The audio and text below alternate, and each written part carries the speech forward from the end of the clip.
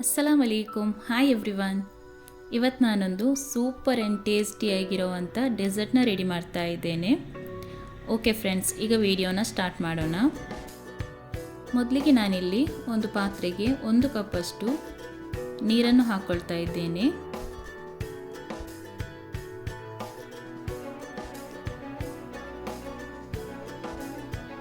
ಇವಾಗ ಇದಕ್ಕೆ 2 ಟೇಬಲ್ ಸ್ಪೂನಷ್ಟು ಸಬ್ಬಕ್ಕಿನ ಹಾಕೋಬೇಕು, ಸಾಗು.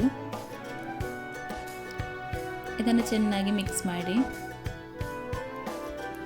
ಇದನ್ನು ಒಂದು 5 to 10 ಮಿನಿಟ್ಸ್ ಆದರೂ ಬಾಯ್ಲ್ ಮಾಡಬೇಕು. ಪ್ಲೀಸ್ ಎಲ್ಲರೂ ಈ ವಿಡಿಯೋನ ಸ್ಕಿಪ್ ಮಾಡದೆ ಕೊನೆ ತನಕ ನೋಡಿ ಫ್ರೆಂಡ್ಸ್. ಇದು ತುಂಬಾ ಈಸಿಯಾಗಿ ಮಾಡ್ಬೋದು, ಹಾಗೆ ತುಂಬಾ ಟೇಸ್ಟಿಯಾಗಿರುತ್ತೆ. ನೀವು ಒಮ್ಮೆ ಇದನ್ನು ಟ್ರೈ ಮಾಡಿ. ಇದೀಗ ಬಾಯ್ಲ್ ಆಗ್ತಾ ಇದೆ. ನೆಕ್ಸ್ಟ್ ಇವಾಗ ನಾವು ಒಂದು ಬೌಲ್ಗೆ 2 ಟೇಬಲ್ ಸ್ಪೂನಷ್ಟು ಕಾಮಕಸ್ತೂರಿ ಬೀಜವನ್ನು ಹಾಕೋಬೇಕು, ಸಬ್ಜಾ ಸೀಡ್ಸ್. ಇದಕ್ಕೆ ನೀರನ್ನು ಹಾಕಿ ನೆನೆಸಿಡಬೇಕು. ನೋಡಿ, ಈ ರೀತಿ ಆಗುತ್ತೆ. ಇದನ್ನು ಒಂದು ಸೈಡಲ್ಲಿ ಇಡಿ. ನೆಕ್ಸ್ಟ್ ಇವಾಗ ಸಬ್ಬಕ್ಕಿ ಬಾಯ್ಲ್ ಆಗ್ತಾ ಇದೆ. ಇದೀಗ ಬಾಯ್ಲ್ ಆಗಿದೆ. ಇದನ್ನೀಗ ಸ್ಟ್ರೈನ್ ಮಾಡ್ಕೋಬೇಕು. ನೋಡಿ, ಈ ರೀತಿ ಸ್ಟ್ರೈನರ್ ಇಟ್ಟು ಇದಕ್ಕೆ ಹಾಕಿ. ಇದು ತುಂಬಾ ಸ್ಟಿಕ್ಕಿ ಆಗಿರುತ್ತೆ, ಅದಕ್ಕಾಗಿ ಇದಕ್ಕೆ ನೀರನ್ನು ಹಾಕಿ ಚೆನ್ನಾಗಿ ಮಿಕ್ಸ್ ಮಾಡಿ. ಇದೇ ರೀತಿಯಾಗಿ ಮಿಕ್ಸ್ ಮಾಡಿ ಆಮೇಲೆ ಇದನ್ನು ಸ್ಟ್ರೈನ್ ಮಾಡಲಿಕ್ಕೆ ಒಂದು ಸೈಡಲ್ಲಿ ಇಟ್ಟು ಬಿಡಿ.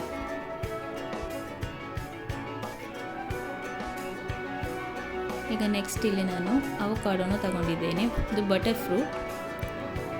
ಇದರ ಪಲ್ಪ್ನ ಮಿಕ್ಸಿ ಜಾರ್ಗೆ ಹಾಕಬೇಕು. ಇದು ತುಂಬಾ ಹಣ್ಣಾಗಿರುವಂಥ ಬಟರ್ ಫ್ರೂಟ್.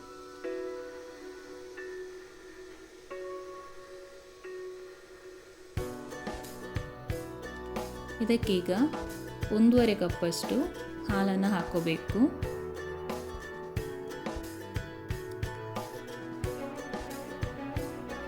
ಹಾಗೆ ಟೇಸ್ಟ್ಗೆ ನಾನಿಲ್ಲಿ ಮಿಲ್ಕ್ ಮೇಡ್ನ ಹಾಕೋತಾ ಇದ್ದೇನೆ. ನೀವು ಸಕ್ಕರೆ ಬೇಕಿದ್ರೂ ಹಾಕೋಬಹುದು, ಆದರೆ ಜಾಸ್ತಿ ಟೇಸ್ಟ್ ಬರಬೇಕಂದ್ರೆ ಇದಕ್ಕೆ ಮಿಲ್ಕ್ ಮೇಡ್ನ ಹಾಕಲೇಬೇಕು.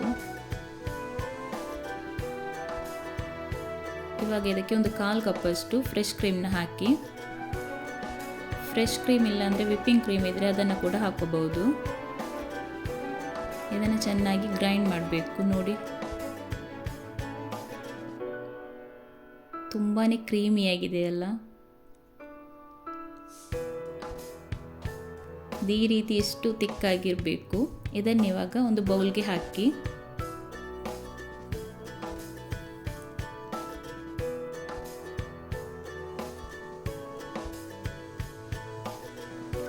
ನೆಕ್ಸ್ಟ್ ಇವಾಗ ಇದಕ್ಕೆ 2 ಟೇಬಲ್ ಸ್ಪೂನಷ್ಟು ಸಬ್ಬಕ್ಕಿನ ಹಾಕೋಬೇಕು. ಹಾಗೆ ಸ್ವಲ್ಪ ಡ್ರೈ ಫ್ರೂಟ್ಸ್ನ ಹಾಕಿ 2 ಟೇಬಲ್ ಸ್ಪೂನಷ್ಟು ಸಬ್ಜಾ ಸೀಡ್ಸ್ ಹಾಕಿ. ಇದೆಲ್ಲವನ್ನು ಚೆನ್ನಾಗಿ ಮಿಕ್ಸ್ ಮಾಡಬೇಕು. ಇದನ್ನು ಮಿಕ್ಸ್ ಮಾಡಿದ ಮೇಲೆ ಇದನ್ನು ಒಂದು 2 ಅವರ್ಸ್ ಆದರೂ ಫ್ರಿಜ್ಜಲ್ಲಿ ಇಡಬೇಕು, ಕೋಲ್ಡ್ ಆಗಲಿಕ್ಕೆ. ಫ್ರೆಂಡ್ಸ್, ಇದು ತುಂಬಾ ಈಸಿಯಾಗಿ ಮಾಡ್ಬೋದು. ಹಾಗೆ ನೀವು ಇದನ್ನು ಮನೆಯಲ್ಲಿ ಟ್ರೈ ಮಾಡಿ ನಿಮ್ಮ ಫೀಡ್ಬ್ಯಾಕ್ನ ತಿಳಿಸಿ. ಫ್ರೆಂಡ್ಸ್, ಯಾರೆಲ್ಲ ನಮ್ಮ ಚಾನಲ್ನ ಫಸ್ಟ್ ಟೈಮ್ ನೋಡ್ತಾ ಇದ್ದೀರಾ, ಪ್ಲೀಸ್ ಸಬ್ಸ್ಕ್ರೈಬ್ ಮಾಡಿ. ಇದೀಗ ಕೋಲ್ಡ್ ಆಗಿದೆ. ಇದನ್ನು ಒಂದು ಬೌಲ್ಗೆ ಹಾಕಿ.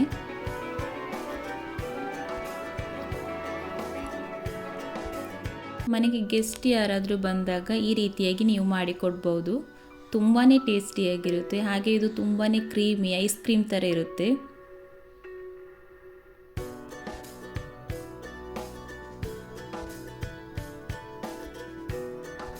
ಪ್ಲೀಸ್ ಎಲ್ಲರೂ ಈ ವಿಡಿಯೋನ ಸ್ಕಿಪ್ ಮಾಡದೆ ನೋಡಿ.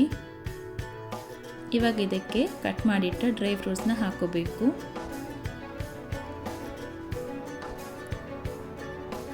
ಇದು ಗಾರ್ನಿಷ್ ಮಾಡೋದಕ್ಕೆ.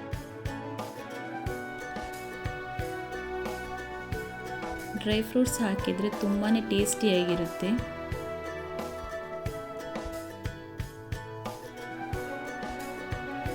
ವಾವ್, ನೋಡೋದಕ್ಕೆ ಸೂಪರ್ ಆಗಿದೆ ಅಲ್ಲ. ಟೇಸ್ಟ್ ಅಂತೂ ಸೋ ಯಮ್ಮಿ. ಫ್ರೆಂಡ್ಸ್, ಈ ರೆಸಿಪಿ ನಿಮಗೆ ಇಷ್ಟ ಆದರೆ ಪ್ಲೀಸ್ ಲೈಕ್ ಮಾಡಿ, ಶೇರ್ ಮಾಡಿ, ಹಾಗೆ ನಮ್ಮ ಚಾನಲ್ಗೆ ಸಪೋರ್ಟ್ ಮಾಡಿ. ಸಬ್ಸ್ಕ್ರೈಬ್ ಮಾಡೋದಕ್ಕೆ ಮರಿಬೇಡಿ.